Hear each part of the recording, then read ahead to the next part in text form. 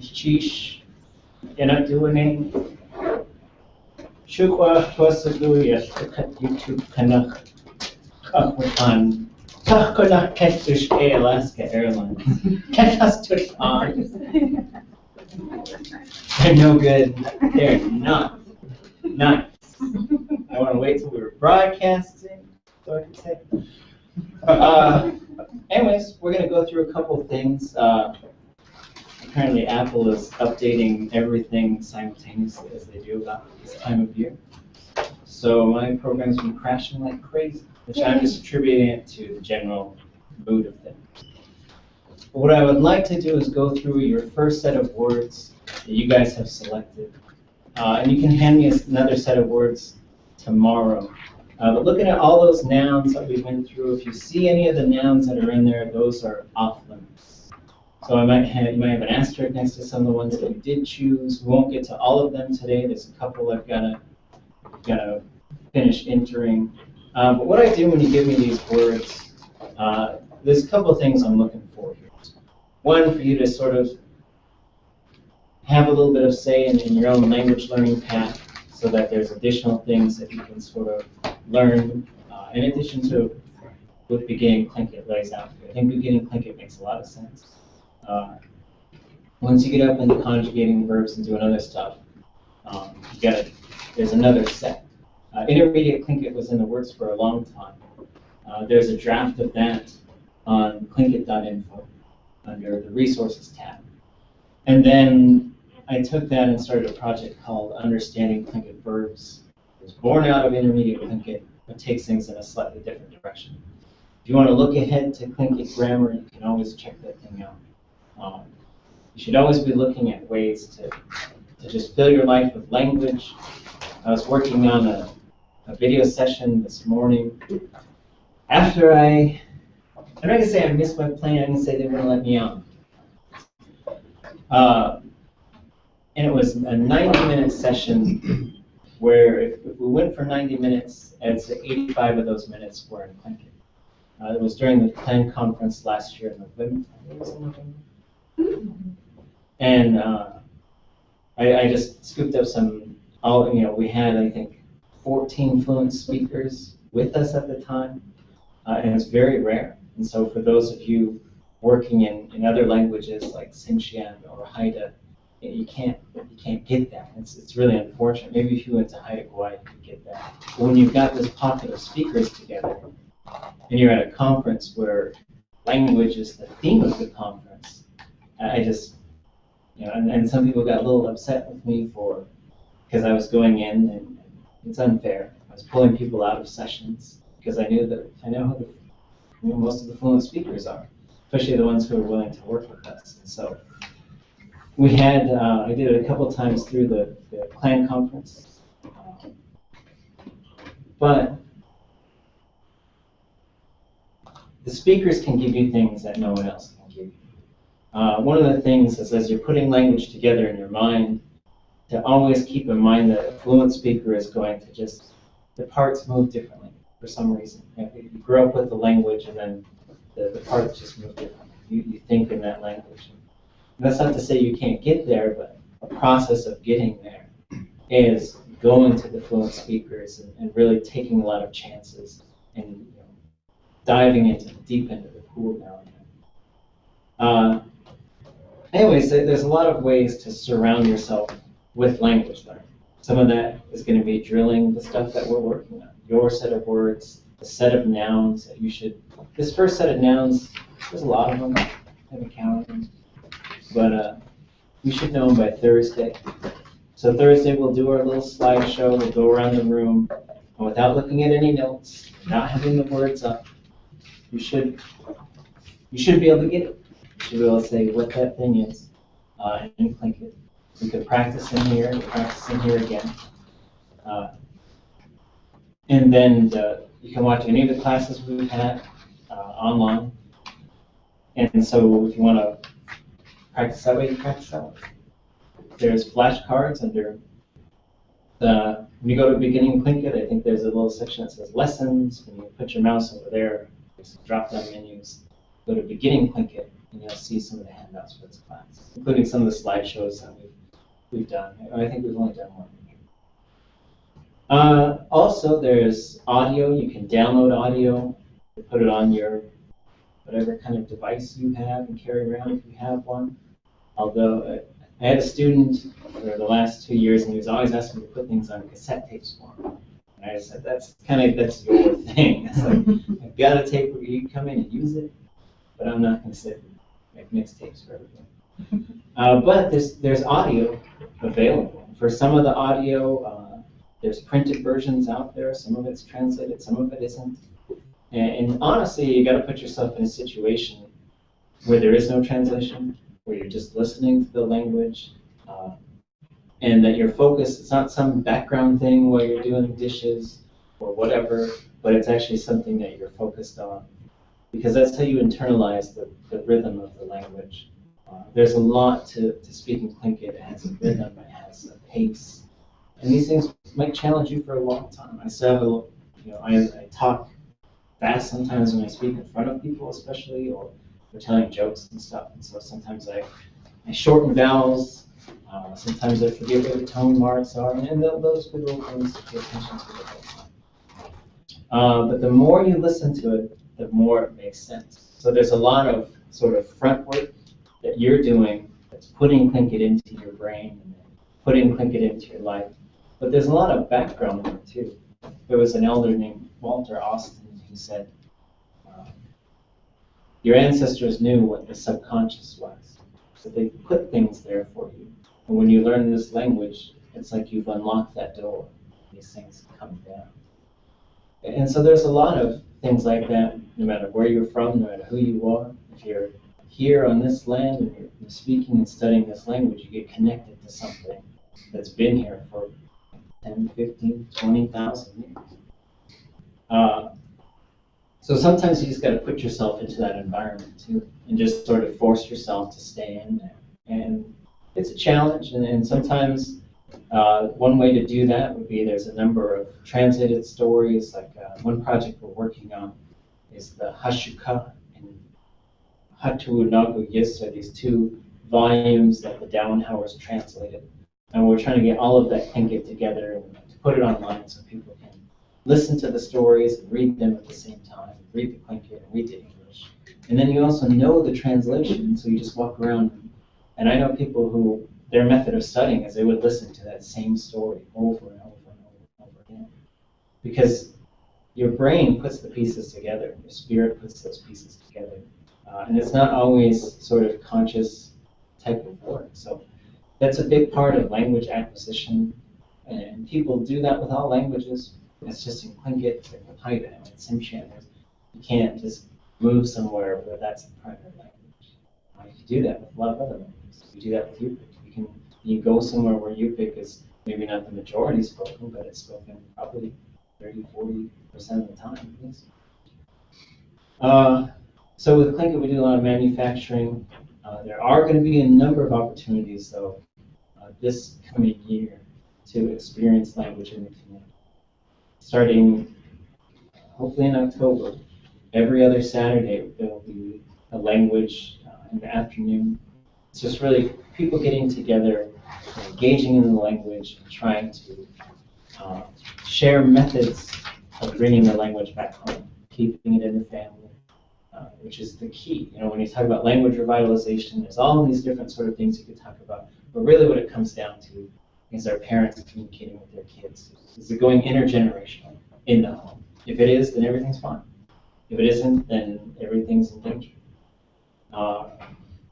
So those are some things to think about to get us started. Has anybody got any questions or anything for us? So when you guys give me a list of words, what I do is I go and I just sort of spell check them and make sure that they go, that everything's put together right. If there's any additional notes, sometimes I'll put those in there, and you'll see what I'm talking about when we share the screen and go through. And I'll get to everybody's. There's a couple online. We'll finish up you guys tomorrow. Yours will finish up tomorrow. But we'll go through this first set.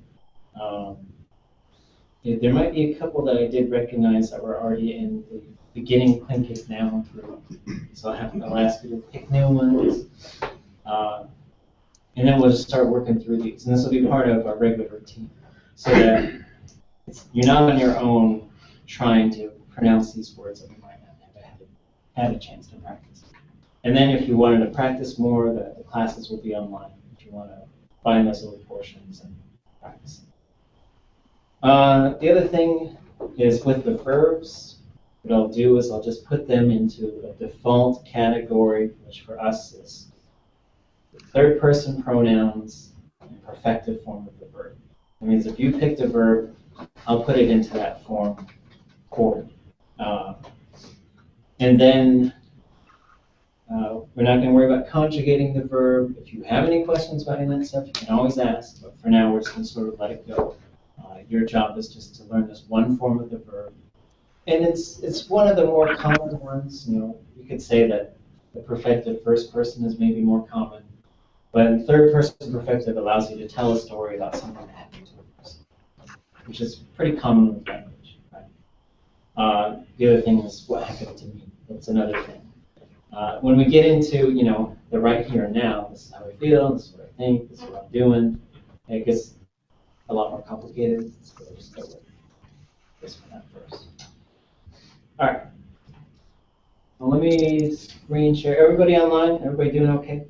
Uh-huh. Okay. We got a headset now. Okay. Okay. So we're going to screen share this part. Again, we'll get to everybody. Keep working on these. It's bigger, so we don't see it. So there's a couple of things we want to sort of work on this week. We're also going to work on closing out this first lesson, moving on to the second lesson. And the second lesson talks about the second and third lessons start to introduce pronouns, starts us to get thinking about conjugating grammar in terms of me, you, him, or her. It's really the foundation of how we look at pronouns.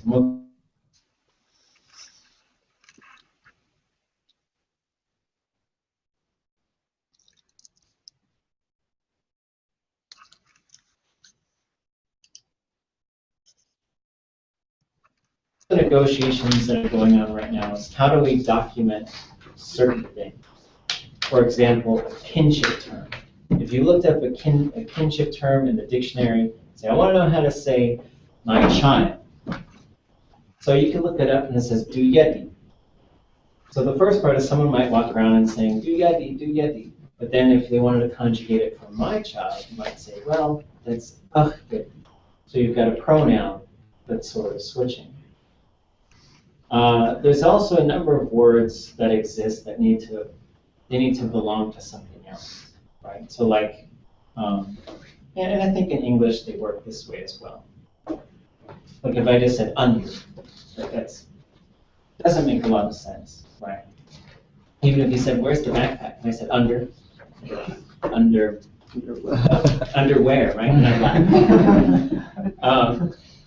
But Tlingit is the same way. So if you have any of these relational terms, above, below, around, through, you start thinking about how these different words work, is they come right after the noun. There needs to be a noun there. And if there's no noun, then you need to put the default something, which you'll see has a huge function in Tlingit. And we'll just keep our eye out for it. It comes in a few varieties. There's ut and there's right, so ut would be something, and would be some things, right? This is some things, chair. And we'll get to those a little bit more. But so the other negotiations that are going on is how to write down verbs. Because with Tlingit verbs, there's all these different components. There's a lot of little invisibles that are in there that pop up in certain forms. And so there's two main ways that people write them. And we'll talk about that later. But for now, I'm going to give you this little funky little code. I'm not going to worry about it a whole lot now, but that code is actually telling you how you would conjugate that verb. And as we deal with verbs a little bit more, you'll see why those things are important. So again, stop me if you got any questions. What we're going to do is we're just going to go through this list, as long as the program doesn't crash, and we'll work on everybody first. And we can work on your guys' names too, because we should be transitioning to names. So next week we'll be saying, what am I called? You're called this. What are you called? I'm called this. What is he or she called? He or she is called this.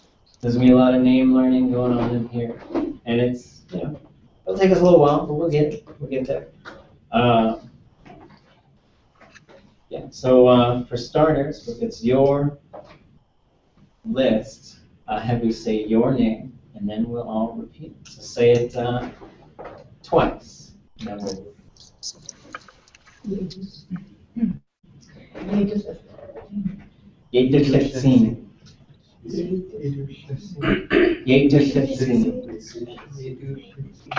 Okay.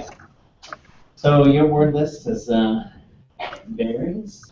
The first one, đau, đau, đau, đau. Second one, hippie, hippie, hippie.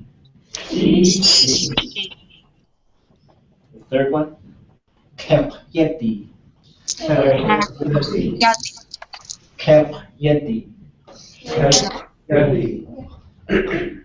the baby berry, right?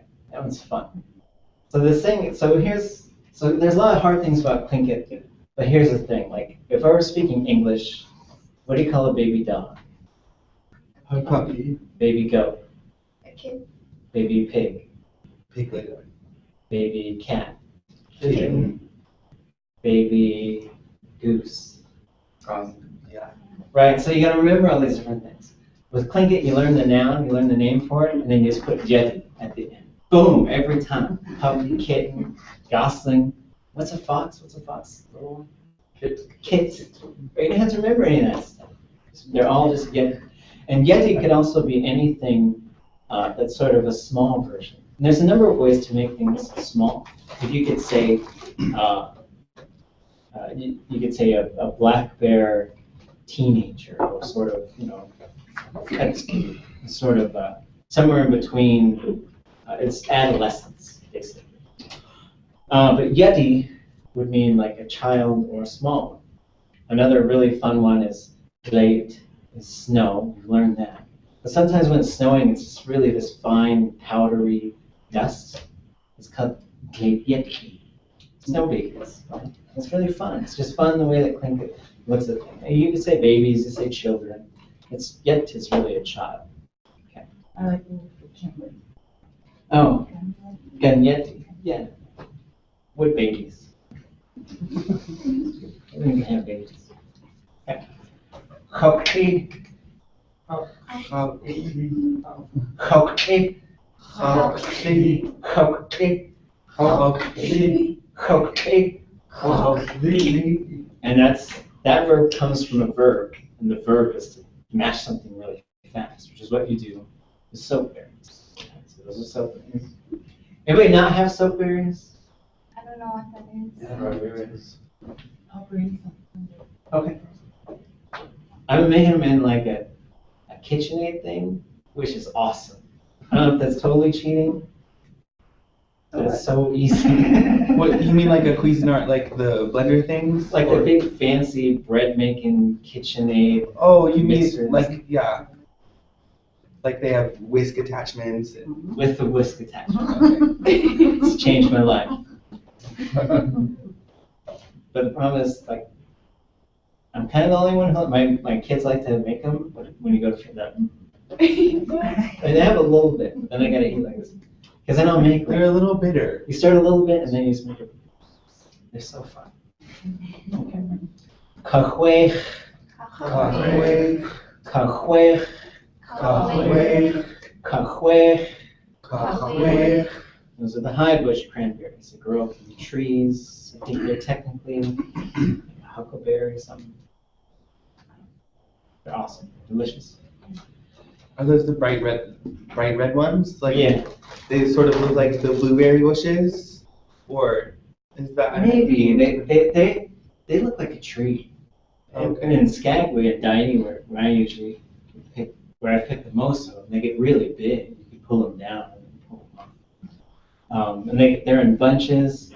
They got a really pungent odor, sort of like a wet dog almost. Okay. Pretty strong. When you see them, you just know. They got a seed in the middle. Yeah, you can see them on the Bridget Point Trail. Oh, Bridget okay. Trail. Yeah, if you get up north too, really get a bunch. And then the verb here is aushagug. Aushagug. Aushagug. Aushagug. Aushagug. Aushagug.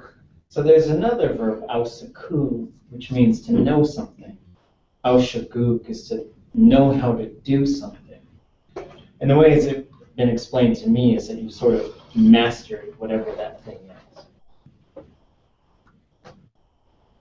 Okay. Tutmalauga.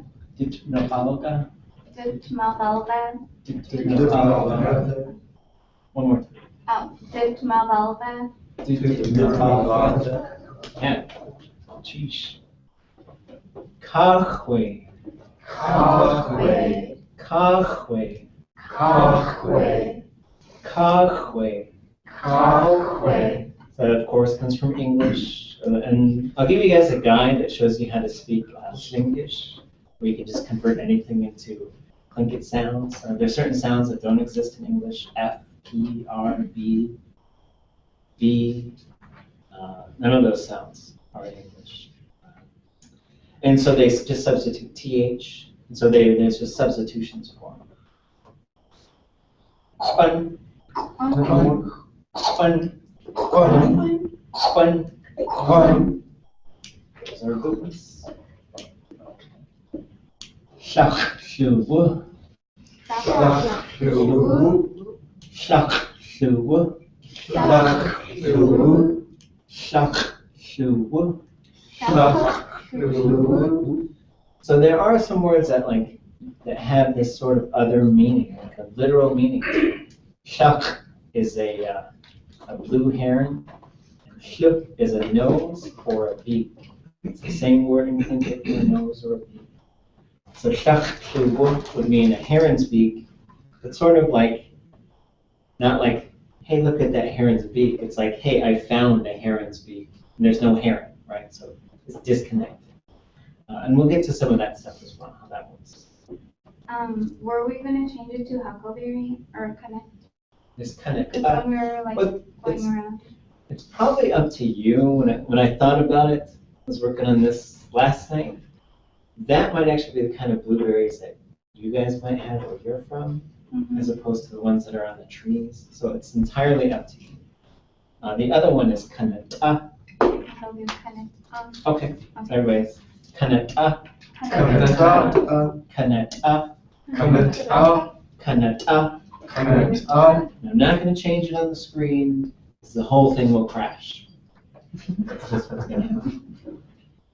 And then there's also a couple that you had the verb for drying meat or drying fish. So I wasn't sure if you wanted to do two verbs or if you wanted to do the noun for dry fish. But you don't have to do all of these. You can eliminate one, but just for the record, we'll say them all. Akishi. Akishi. Akishi. Akishi. Akishi. Akishi.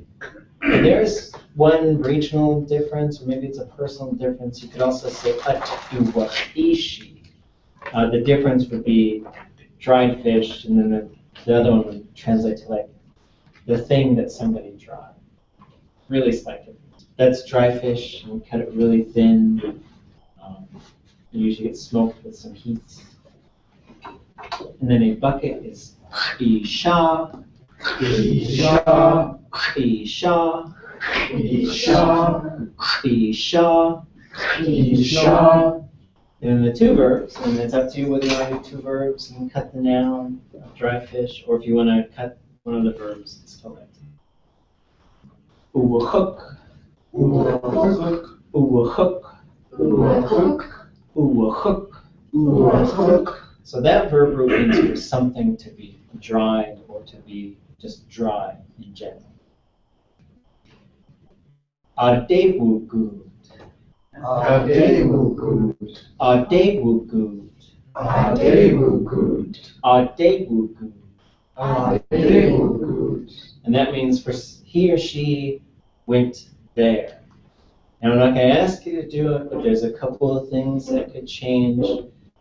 Right? If you see that first part, day, that first part, the double A, could change to any noun. Nedewugud.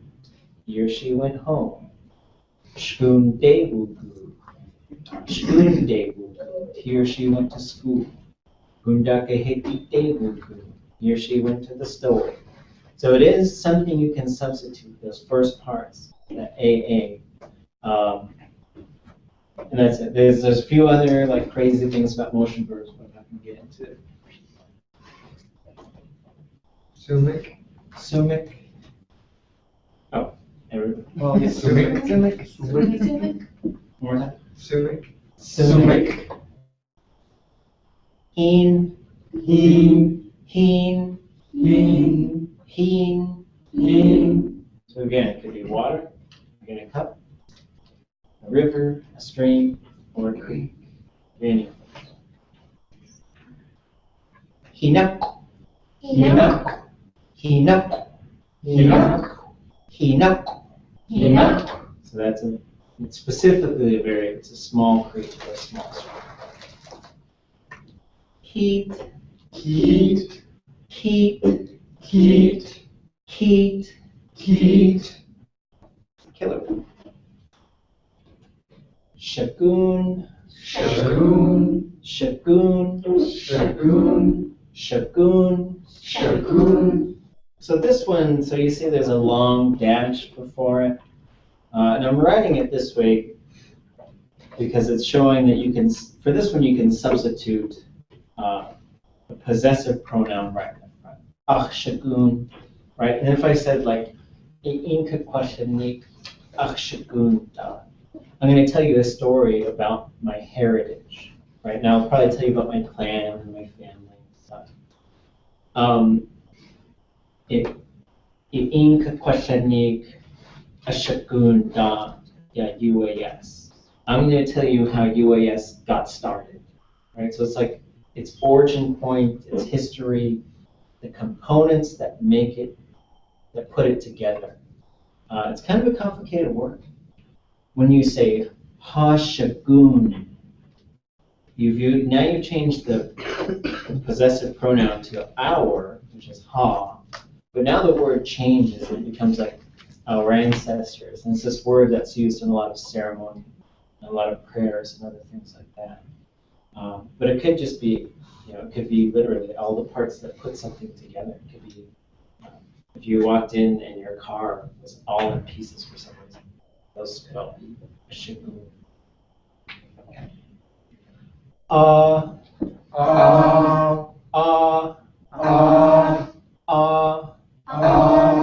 And that one is in our word list, Yeah. so it's fine anyway. Get it. Ade would touch. Ade would touch. Ade would touch. Ade would touch.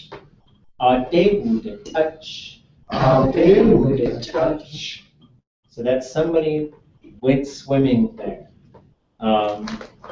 The other thing is that's a human to swim, because things don't swim like humans, because this means to slap the water, right? The verb comes from like slapping, because that's what you're doing. And it's the same verb you would use to slap someone, or to slap something, or to clap your hand. It's the same verb response. Is that here? Shkuye. Shkuye. Shkuye.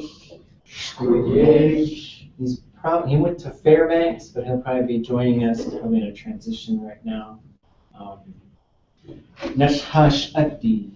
Nashhash Adi. Nashhash Adi. Nashhash Adi. Nashhash Adi. Nashhash Adi. And it's driftwood. It literally means the thing that's drifting around. There's another way you could say it, which is sha, but we'll stick with this one. The verb posh is at the root. Shachkaasi. Shachkaasi. Shachkaasi. Shachkaasi. Let me check something.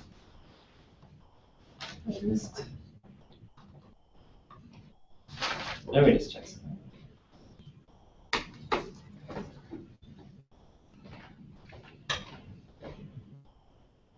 Wish I had hold music for me. Okay, we're good. So, shachk is a swamp or marsh. Kaasi would mean the tree that's on it. Right? So it literally means tree on the marsh. Qijati. Qijati. Qijati. Qijati. Qijati. Qijati. And that comes from the verb shaqij, which means to fall a tree. The verb would be to fall a tree. Duck. Duck. Duck. Duck. Duck. Duck. So you're going to get to a couple of these like repeating consonant things. Like if you were to say a little hemlock, you'd say duck. So you might get into certain things like that. They're pretty rare, but that is really what's happening. One right after the other. Duck. And some places would say tuk, and it's a young spruce or a hemlock. Kausa'a. Kausa'a. Kausa'a. Kausa'a. Kausa'a. Kausa'a. That's for a plant to grow.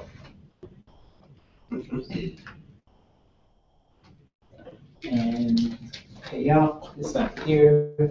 She might be in transit. Hoods. Hoods. Hoods. Hoods. Eeg. Eeg. Eeg. Eeg. Janbu. Janbu. Janbu. Janbu. Watsih. Watsik. Watsih. Watsik. Zisk. Zisk. Zisk. Zisk. And the verb is ashkautliget. Ashkautlighet. Ashkautliget.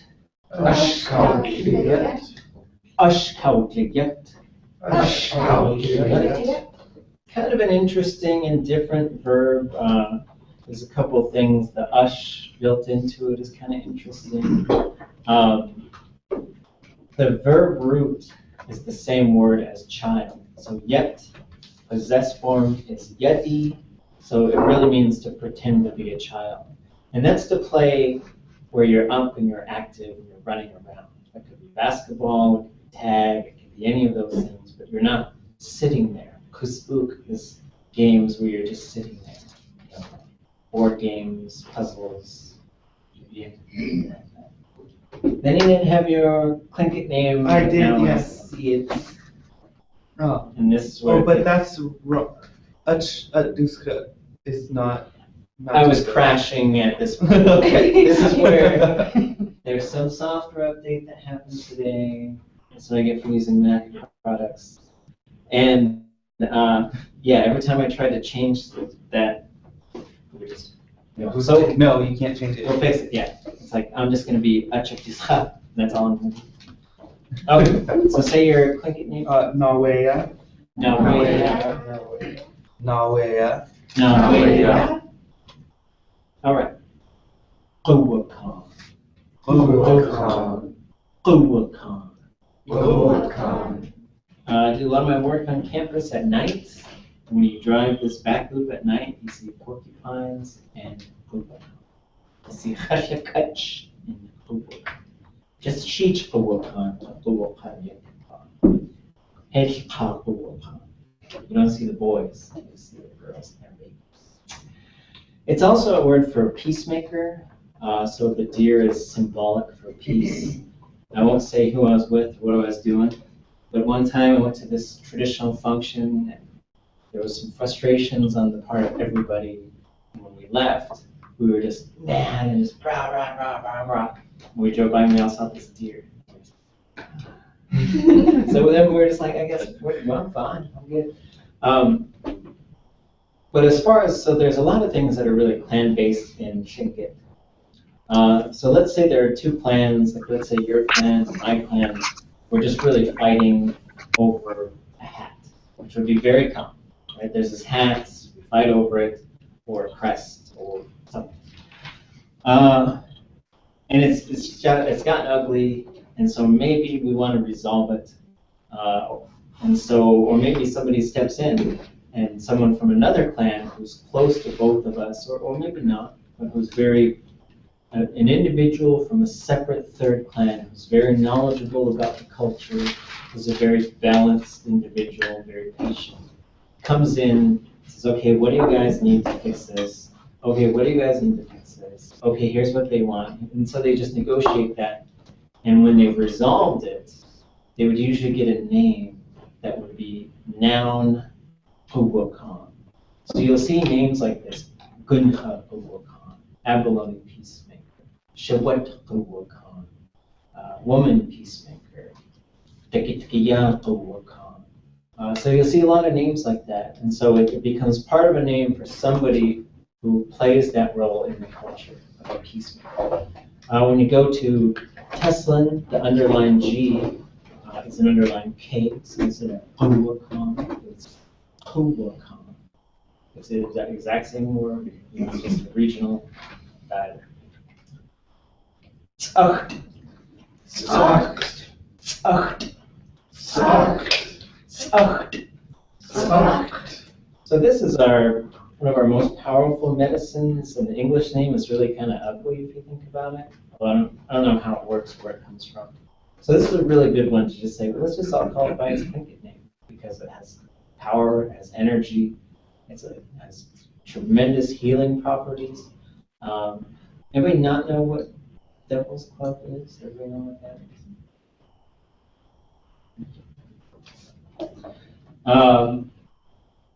Now, we get into, you guys just have to go by, just have to believe me. Oh, maybe I'll try a new document, see if it happens.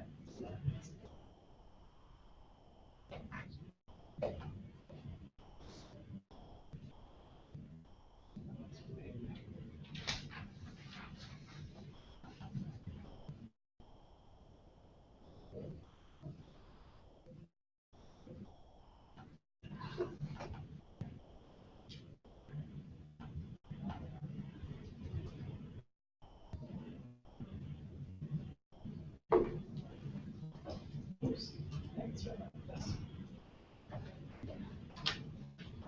Ach at dischaat. Ashat Yuschaat, Ach at dischaat. Ashat Yuschaat, Ach at dischaat. Ashat Yuschaat. So let me just sort of take this apart.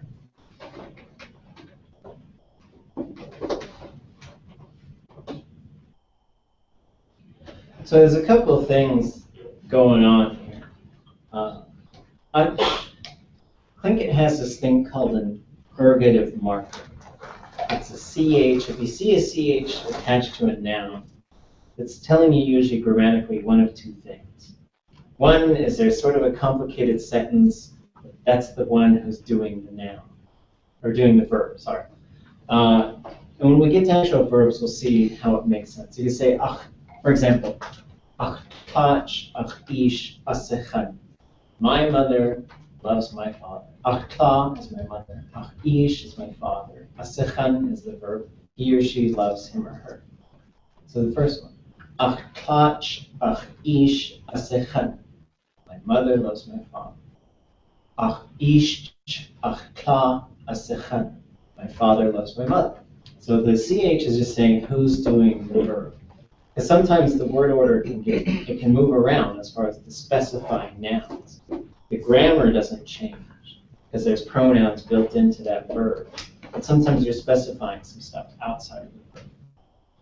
The other way the CH is used is you could say, he hit him with a pencil, right? So then the pencil might get it, because it's saying, well, he's the one who did it, but he did it with the pencil.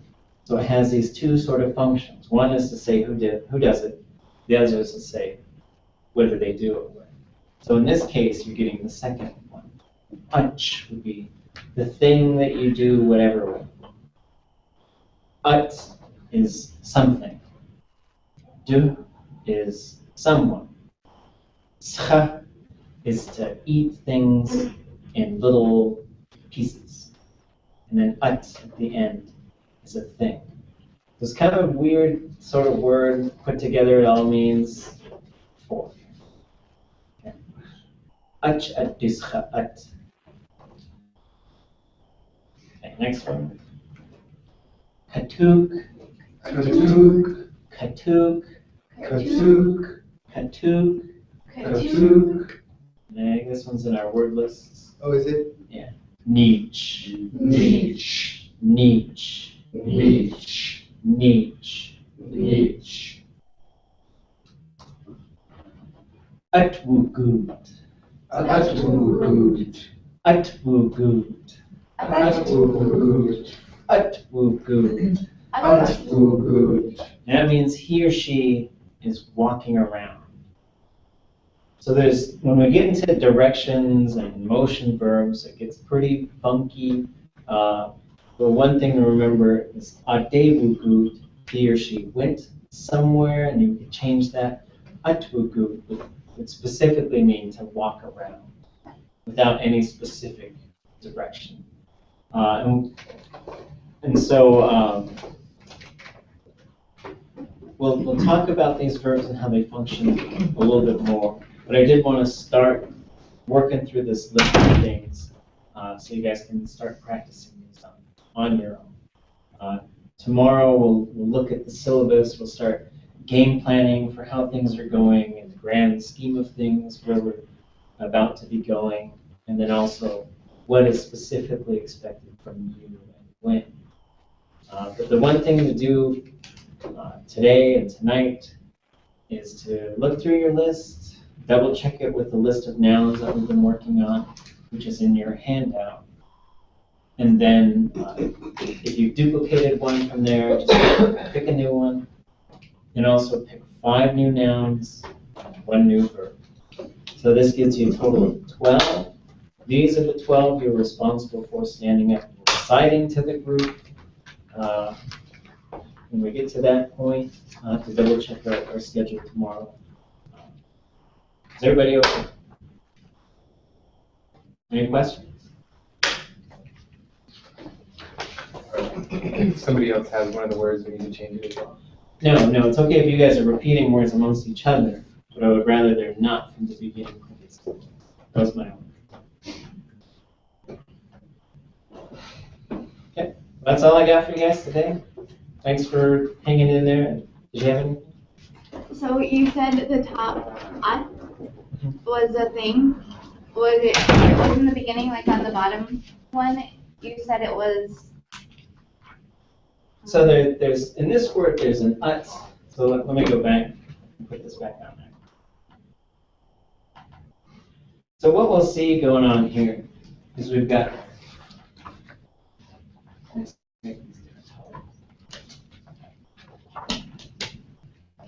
So one of the things when we're learning Tlingit is we realize how important tone is. So the ut with a low tone tells you that that's, like this is something. And then this ut would mean also something. The first one would kind of mean a thing. But this thing is not attached to any grammar, right? So you could just say ut. And it's going to pop up all over the place. We'll see it in clan names. The places we've seen it so far and the nouns that we've learned is shaki ut. Everybody put your hands on your head. Say achsha. Achsha, And put your hand directly on the very top of your head. Achshaki.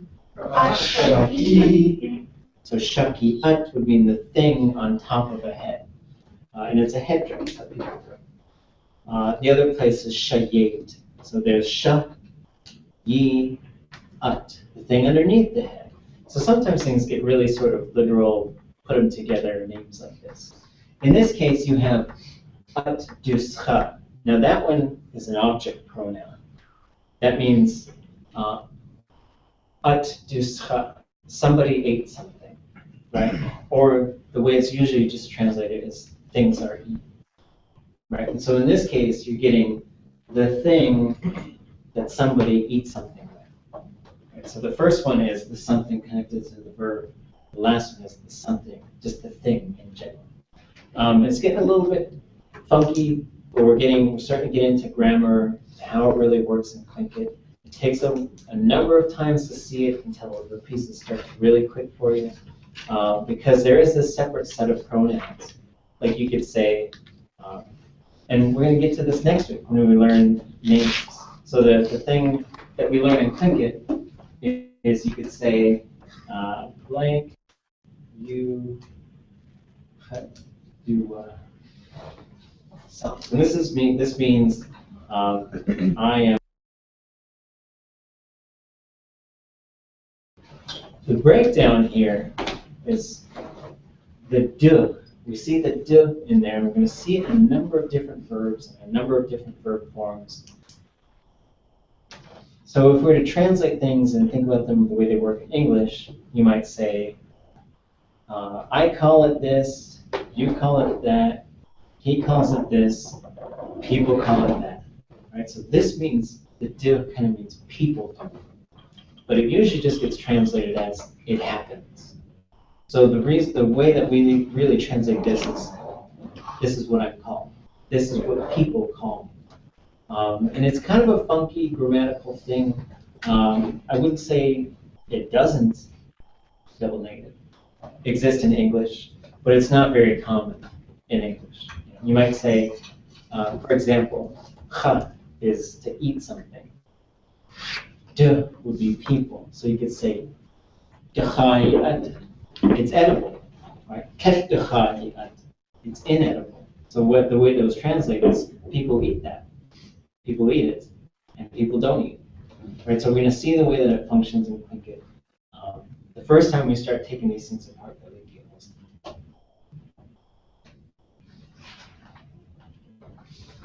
All right. Thanks again. Yeah, you should have a verb for it too. But just 5 nouns, 1 verb, 5 nouns, 1 verb. Okay. We'll be back tomorrow. Those of you online will work on your verbs, or your first set of words tomorrow. This is my brother's.